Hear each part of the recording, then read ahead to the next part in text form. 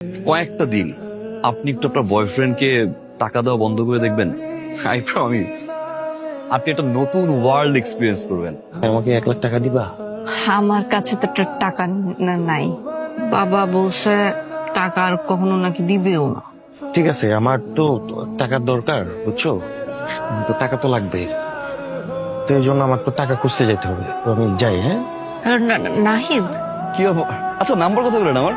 ওই যে বিল্টু ভাই, ওনার কাছে চেয়েছিলাম, উনি দিয়ে দিচ্ছে।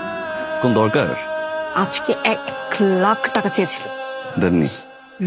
রেগে মেগে একদম চলে গেছে। স্যার আপনার ময়না, আপনার নাম কি? আমার নাম আপনিও যা উনিও তা। আটকালে চলবে না।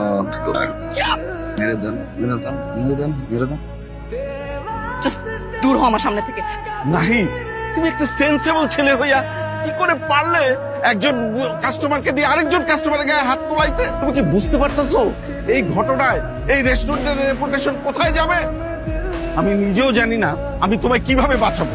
তুমি কি বুঝতে পারতেছো এই ঘটনার পরিণতি কি? আমি খুব ভালো করে জানতাম এর পরিণতি কি। আমার চাকরিটা থাকবে না। এই চাকরিটা আমার জন্য খুব ইম্পর্টেন্ট, আমার চেয়েও বেশি ইম্পর্টেন্ট আমার পরিবারের জন্য। কিন্তু স্যার তার চেয়ে বড় ইম্পর্টেন্ট কি জানেন? একটা মানুষের লাইফ বাঁচানো।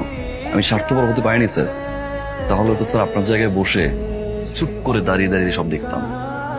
আগামীকাল হয়তো আমি আরেকটা চাকরি খুঁজে বের করবো স্যার, কিন্তু মানুষের জীবন কিন্তু আগামীকাল সলভ হতো না।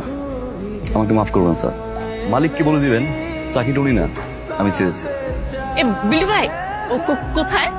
ম্যাডাম, ওই যে আপনার বয়ফ্রেন্ড আপনি সরাইলেন, থাবড়াইলেন, মারলেন, গালিগালাজ করলেন না, এটা তোমার ভাইয়ের উস্কানিতে, তাই না? এই কথাটা মালিক জানতে পারলে ভাইয়ের চাকরি চলে যাবে, সেই কারণে ভাই আগে চাকরি ছেড়ে চলে গেছে। কোথায় গেছে? বাসায় গেছে। আরে আপনি বিল্টু ভাই ঠিকানা দিয়ে গেছে। চাকরিটা ছেড়েছেন কেন? আমার জন্য না? আপনার জন্য না, আত্মসম্মানের জন্য। ওইদিন যে কাহিনী আপনি ঘটাইছেন, এরপর ডেফিনেটলি আমার চাকরি নাই হয়ে যেত। এই জন্য আগে থেকে আমি ছেড়ে দিছি। ফ্যামিলিতে কে কে আছে? বাবা মা ছাড়া সবাই। রাজু, রাজ, সালাম দাও। ওয়ালাইকুম আসসালাম। আরে আপনি এখানে? পুরো এরিয়া খুঁজতে খুঁজতে শেষ, আমি ভয় পেয়ে গেছি। আমি আপনি বলেছিলেন আপনার স্বপ্ন একটা এতিমখানা করবেন। আমি আপনার স্বপ্নের পাশে থাকতে চাই, পাশে রাখবেন তো?